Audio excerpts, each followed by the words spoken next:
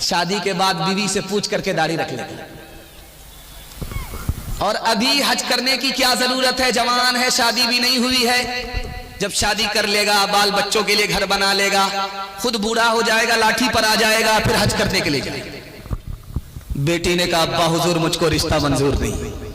जिस लड़के के सर पर टोपी नहीं उसको खुदा का लिहाज नहीं, जिस लड़के के चेहरे पर दाढ़ी नहीं उसको नबी का लिहाज नहीं, जिस लड़के ने मालदार होकर के हज नहीं किया उसको खुदा रसूल का लिहाज नहीं। अब्बा उससे मेरा रिश्ता करोगे वो मेरा भी लिहाज नहीं करेगा। अब्बा मुझको सोना नहीं, नबी की सुन्नत चाहिए। जिस औरत का बच्चा जितना काला होता है वो नहाने के वक्त में उस बच्चे को उतना ज्यादा साबुन लगाती है, 72 बार रगड़ रगड़ करके वो कालिया रोता रहता है और मां रगड़ रगड़ करके साबुन लगाती किसी तरह गोरा हो जाए। लेकिन वो साबुन कसम खा लेता है कि मैं तो काला हो जाऊंगा, इस कालिया को गोरा होने दूंगा। आसमान से ही ठप्पा पड़ा हुआ है। लेकिन कुर्बान जाइए, मां के ऊपर काले बच्चे को साबुन से गोरा करना चाहती है। मां की मोहब्बत को कुर्बान जाइए। दरवाजे पर दस्तक हुई, बेटी का बाप गया, दरवाजा खोला, देखा एक काला जवान खड़ा है, मोटे मोटे होंठ है, निहायत काला है, खड़ा है। तो बेटी के बाप ने कहा कि क्यों खड़े हो? कहा तुम्हारी बेटी का हाथ मांगने के लिए आया हूं, दामाद बना लो।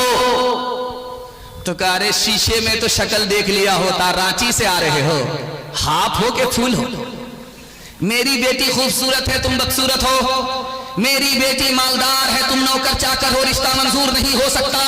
पर्दे के पीछे बेटी थी मौजूद, कहा अब्बा हुजूर मुझको रिश्ता मंजूर है। आपने आने वाले को देखा कि काला है, आपने भेजने वाले को नहीं देखा कि कमली वाला है।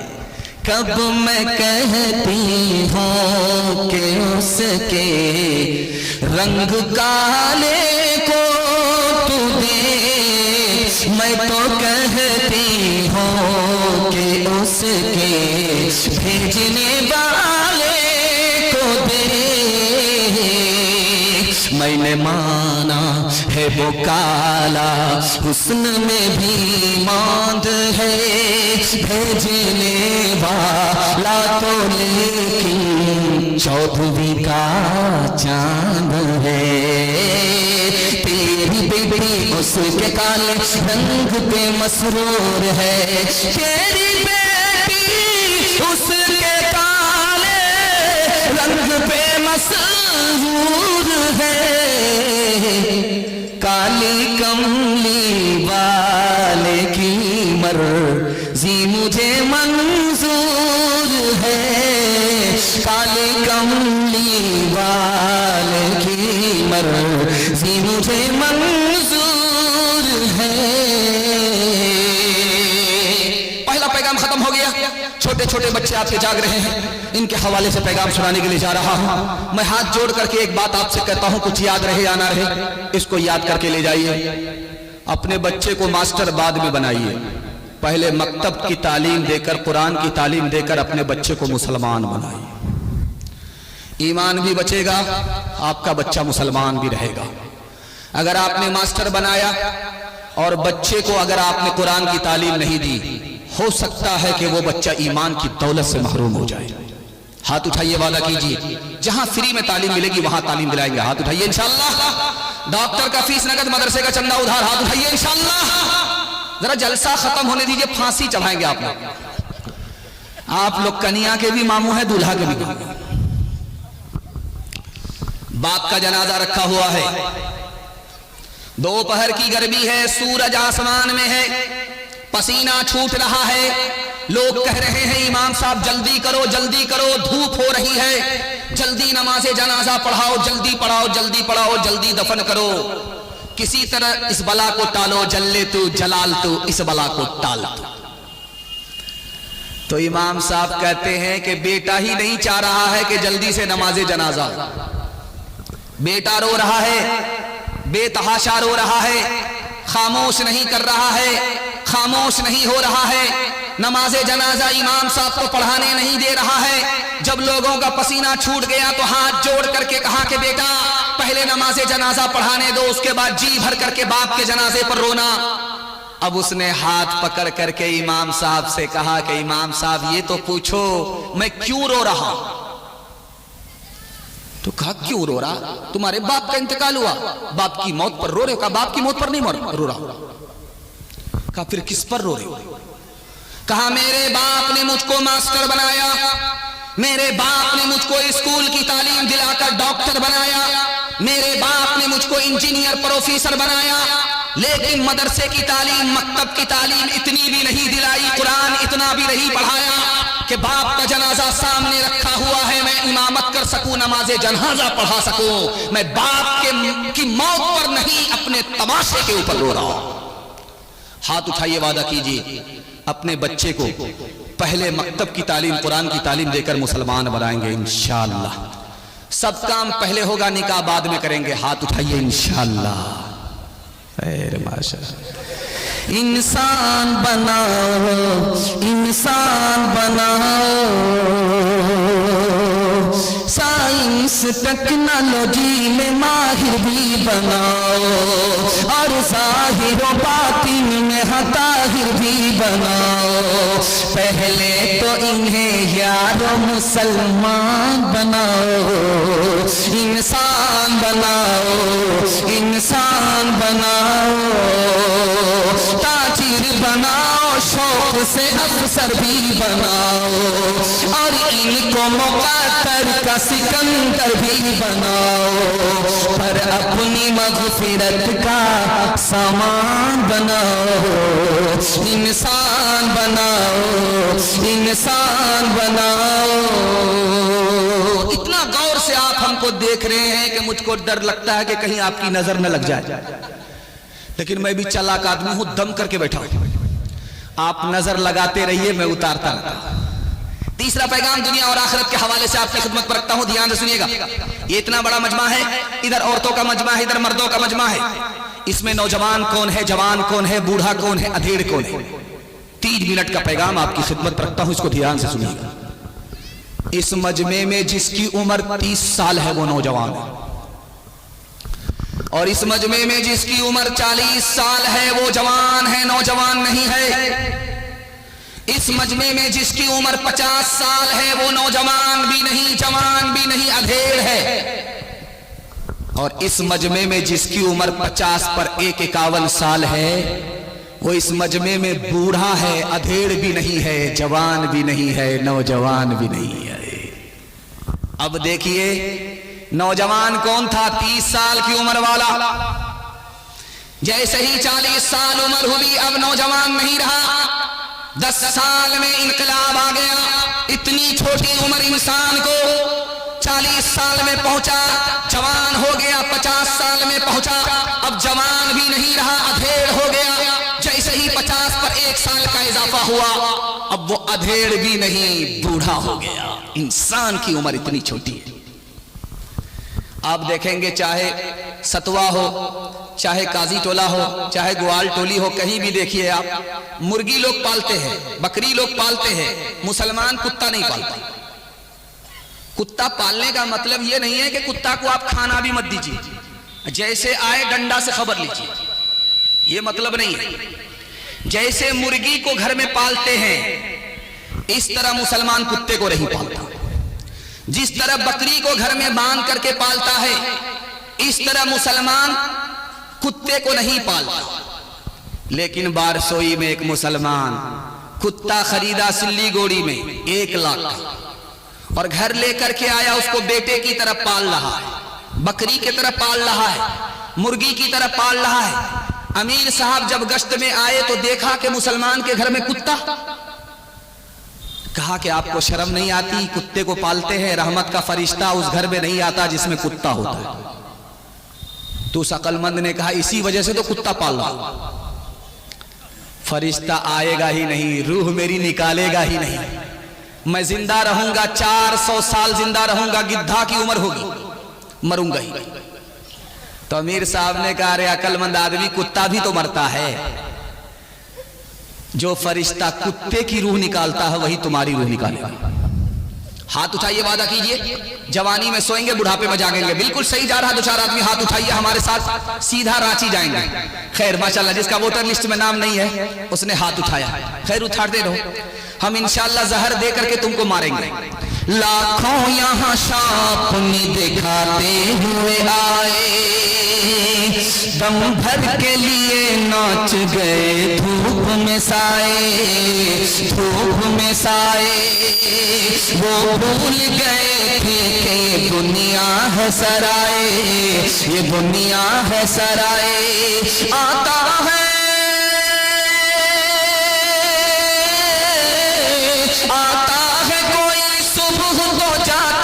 कोई शाम, इंसान बनो कर लो भलाई का कोई काम। दुनिया से चले जाओगे रह जाएगा बस नाम। क्यों तुमने लगाए हैं यहाँ जुल्म के डेरे, धन साथ न जाएगा बने क्यों हो लुटेरे। पीते हो गरीबों का लहू शाम सवेरे, खुद पाप करो, खुद पाप करो, नाम हो शैतान का बदनाम। इंसान बनो कर लो भलाई का कोई काम। दुनिया से चले जाओगे रह जाएगा बस नाम। इतनी दूर से, खड़गपुर से रात के जलसे से मैं निकला, बारसोई पहुंचा हूं आपके जलसे में, और फिर यहां से निकल करके मुझे पुरुलिया जाना है। 1 बजे तक का मैं आपका मेहमान हूं, इसके बाद मैं यहां से कूच करूंगा। इतनी दूर का सफर करके, इतनी दूर सफर करने के लिए, जाने के लिए मैं 3 मिनट का पैगाम आपको सुनाने के लिए आया हूं। अगर आपने इसकी हिफाजत कर ली तो इसमें आपका ज्यादा फायदा है, मेरा फायदा कम है। हाथ पर भी पैसा होगा, जेब में भी पैसा होगा, घर में भी पैसा होगा, जरूरत खत्म हो जाएगी, पैसा खत्म नहीं होगा। लेकिन इसके लिए आपको 2 काम करने हैं, इसको दिल की डायरी पर नोट कीजिए। पहला काम हलाल कमाना है, हराम कमाएंगे तो मैं गारंटी वापस लेगा। और दूसरा काम हिसाब से खर्च करना है। थोड़ा पैसा है, थोड़ा खर्च करना है, दूसरे को देखकर दिखा करके पैसे को उड़ाना नहीं है। 1 साल हलाल कमा करके आप दिखाइए, 1 साल हिसाब से पैसा खर्च करके दिखाइए। मैं मसनद रसूल पर 2025 में गारंटी लेता हूं, आपके हाथ पर भी पैसा होगा, जेब में भी पैसा होगा, घर में भी पैसा होगा, जरूरत खत्म हो जाएगी, पैसा खत्म नहीं। हाथ उठाइए, वादा कीजिए, जो खुदा से नहीं मिलेगा ससुर से लेंगे इंशाअल्लाह। जरा जलसा खत्म होने दीजिए। जेब काटता है, बारसोई रेलवे स्टेशन में जेब काटता है। जेब काट करके जो पैसा कमाता है तो अपने गुरु को ले जा करके देता है। जवान है, सुबह को ही निकल जाता है बारसोई रेलवे स्टेशन, मुसाफिरों की जेब काटता है। जेब काट करके जो कमाता है अपने गुरु को देता है ले जा करके। रोज 100 रुपया देता है रोज, लेकिन एक दिन अपने गुरु को, उस्ताद को उसने 2 रुपए दिया। तो उस्ताद ने सर पकड़ करके कहा कि रोजाना तुम 100 रुपया कमा करके देते थे, जेब काट करके ला करके मुझको 100 रुपया देते थे, आज क्या बात है कि तुमने 2 रुपए दिया, मैं 2 रुपए नहीं लूंगा। कहा उस्ताद आज तो आपको 2 ही रुपए लेना होगा, मैंने जितना जेब में काट करके कमाया था सब मैंने वापस कर दिया। अरे तेरा दिमाग खराब हुआ है, जो कमाया था उसको वापस क्यों कर दिया? लूट करके लाते, कूट करके खाते, अरे वापस क्यों कर दिया? उसने कितनी बात कही, आपके दिल तक पहुंचा रहा। उसने कहा कि गुरु मैंने अंग्रेज की जेब काटी थी और लाखों रुपया जेब में था, सब हाथ में आ गया था। मैं खुश हुआ कि आज के बाद चोरी नहीं करूंगा, लूट करके लाया है, कूट करके खाऊंगा। लेकिन जब ले करके चला तो रात में रास्ते में ख्याल आया, अंग्रेज की जेब काटी है, पैसा लूटा है। अंग्रेज हजरत ईसा का उम्मती है, मैं मोहम्मद सल्लल्लाहु अलैहि वसल्लम का उम्मती हूं। अगर मैं इसका पैसा मार करके खा गया तो मरने के बाद जब कयामत में पहुंचूंगा तो हजरत ईसा मेरे नबी से मेरी शिकायत करेंगे कि तुम्हारे उम्मती ने मेरे उम्मती की जेब काट करके पैसा लूट लिया। जब मेरे नबी को ये मालूम होगा तो सर आरे शर्म के झुक जाएगा। मैं अपने नबी के सर को झुकाना नहीं, उठाना चाहता था, इसलिए सारी दौलत पर लात मार दी, वापिस कर दिया, घर लेकर के नहीं आया। हाथ उठाइए, वादा कीजिए अपनी शादी और अपने बेटे की शादी फ्री में करेंगे इंशाअल्लाह। अच्छा गौर कीजिएगा, इसमें वो लोग भी हाथ उठाए जिनकी शादी हो गई है। अगर वो दूसरी शादी का इरादा रखते हैं तो उनके हाथ को अगर उनकी बीवी ने देख लिया और जहर घोल करके खिला दिया तो सीधे कयामत में उठेंगे, इससे पहले का कोई चांस नहीं। तो बदियाला दे बैल भरे जो पूरब पश्चिम जाएगा, या सूद बढ़ा कर लाएगा या टोटा घाटा पाएगा।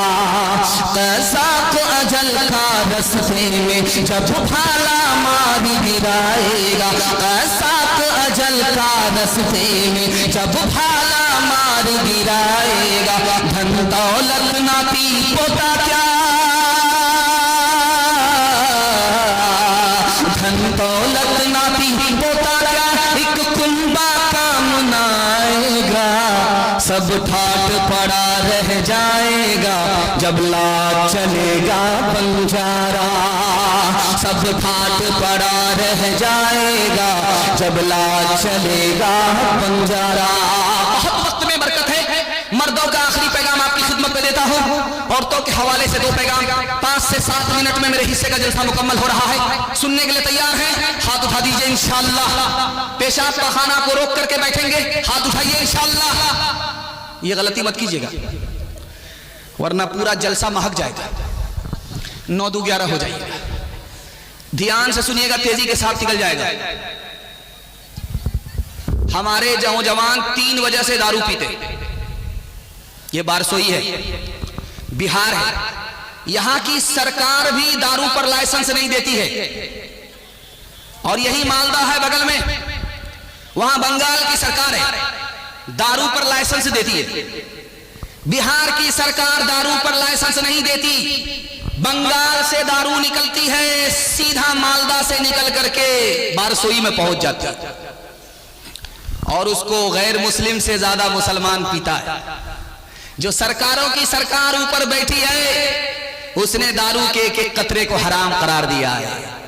कोई सरकार हो, बंगाल की सरकार हो, उत्तर प्रदेश की सरकार हो, कोई भी सरकार हो, 100 मरतबा लाइसेंस दे दे, जो शराब हराम है वो कयामत तक हराम रहेगी, हलाल हो नहीं सकती। लेकिन हमारा जवान दारू क्यों पीता है? 3 वजह से। पहली वजह, दारू पीते पीते शर्मो हया निकल गई। कोई अच्छा कहे कोई बुरा कहे, इसलिए दारू पी रहा है। दारू पीते पीते खौफे खुदा निकल गया, उसको पता ही नहीं खुदा को हिसाब देना है, इसलिए दारू पी रहा है। दारू क्यों पीता? घर में टेंशन है, बीवी से, ससुराल से, सास से, ससुर से, भाई से, पड़ोसी से। टेंशन में आकर के दारू पी लिया, टेंशन में आकर के दारू पी लिया, और दारू पीने के नतीजे में टेंशन से नजात पा गया। जब तक नशा सर पे रहा, और सर से जैसे ही नशा उतरा फिर टेंशन। जब टेंशन दारू से खत्म नहीं हुई तो उसने क्या किया? जहर घोल करके पी गया। धोबी का गधा, न घर का रहा न घाट का रहा। एक जवान दारू की बोतल लेकर के छुपा करके जा रहा है, बगल में दारू की बोतल छुपाई हुआ है, रास्ते से गुजर रहा है। उधर से उमर आ रहे हैं, कमर में कोड़ा, कमर में कोड़ा है। हजरत उमर आ रहे हैं, नौजवान दारू की बोतल छुपा करके पास हो रहा है। हजरत उमर ने देख लिया, जवान को पता चल गया कि हजरत उमर ने देख लिया है। अब उसका पेशाब रुक गया, नबस ठारो कि हजरत उमर आ रहे हैं। अगर हजरत उमर ने दारू की बोतल को देख लिया तो इतने कोड़े पड़ेंगे कि जनाजा उठ जाए। अब दिल दिल में अल्लाह से कहता है, मालिक आज इज्जत आबरू तू ही बचा सकता है, आज तू उमर से मुझको बचा ले, मैं जिंदगी में कभी दारू नहीं पी। हजरत उमर झटक करके आए। जवान ने दिल दिल में अल्लाह से कहा, मैं तौबा करता हूं, उमर के कोड़े से मालिक बचा ले, आज तू ही बचाने वाला है। हजरत उमर करीब आ गए, जवान से कहा कि ओ जवान क्या छुपा करके रखा है? कहा हुजूर कुछ नहीं, रूह अफ़ज़ा शरबत है, रोजा खोलने के लिए ले आए। कहा कि वाह रे जवान, रूह अफ़ज़ा शरबत होता तो छुपाने की क्या जरूरत थी, ज्यादा एडवांस बन रहे हो। हजरत उमर ने जोर से हाथ उसके पहलू में डाला और बोतल को खींच करके निकाला। उसके ढक्कन को खोल करके जब हजरत उमर ने नाक लगाया कि दारू होगी तो बदबू होगी, उस जवान की तौबा अल्लाह ने कबूल फरमा ली। अल्लाह ने शराब को शरबत बना दिया। हाथ उठाइए, वादा कीजिए दारू से सुभान अल्लाह, सुभान अल्लाह। और पूरे समाज को दारू से बचाएंगे। हाथ उठाइए इंशाअल्लाह। इंशाअल्लाह जरूर। इंसान हूँ मैं, फरिश्ता नहीं, जो फरिश्ता बने उनसे रिश्ता नहीं। एक इंसान हूँ मैं, फरिश्ता नहीं, जो फरिश्ता बने उनसे रिश्ता नहीं। कहो अच्छा या खराब मैं तो पीता हूँ, मिले जितनी शराब मैं तो पीता हूँ। कोई अपना अगर हो तो रोके मुझे, मैं गलत कर रहा हूँ तो टोके मुझे। किसे देना है हिसाब मैं तो पीता हूँ, मिले जितनी शराब मैं तो पीता हूँ। मर्दों के हवाले से आखिरी पैगाम, जहमत तमाम, आपके घर में कभी झगड़ा नहीं होगा। मेरे इस पैगाम की आप हिफाजत कर लीजिए, आपके घर में कभी झगड़ा नहीं होगा, इसकी गारंटी। आप देखेंगे कि अंगना में, अभी ये मुखिया जी बता रहे थे कि हम लोग सारे भाई एक ही जगह हैं, इसलिए ज्यादा कंजेस्टेड। तो मैंने देखा कि दरवाजे ही पर में, अंगने ही में मेहमान को बिठाया है, कुर्सी लगा दिया है। इतना छोटा, इतनी तंग जगह है कि वहां पर दरख्त भी है। दो भाई का झगड़ा एक दरख्त पर हुआ। बड़ा भाई बोला कि मेरा, छोटा भाई बोला कि मेरा। मसला घर में हल नहीं हुआ, बारसोई कोर्ट चला गया। बड़ा भाई वकील को पैसा दे रहा है कि मुझे जीतना है, मोस्ता खड़ी करनी है। छोटा भाई वकील को पैसा दे रहा है कि मैं हारूंगा नहीं, मोच मेरी खड़ी रहनी चाहिए। दोनों पैसा देते रहे, जीतने के चक्कर में दोनों हार गए। अदालत से फैसला आया कि जाओ दरख्त को काटो, एक हिस्सा बड़े भाई को दे दो, दूसरा हिस्सा छोटे भाई को दे दो। दोनों वकील की जेब में पैसा डाल करके इतने तबाह बर्बाद हो चुके थे, दरख्त कटाने तक का पैसा नहीं था। इस घर को आग लग गई, घर के चराग से।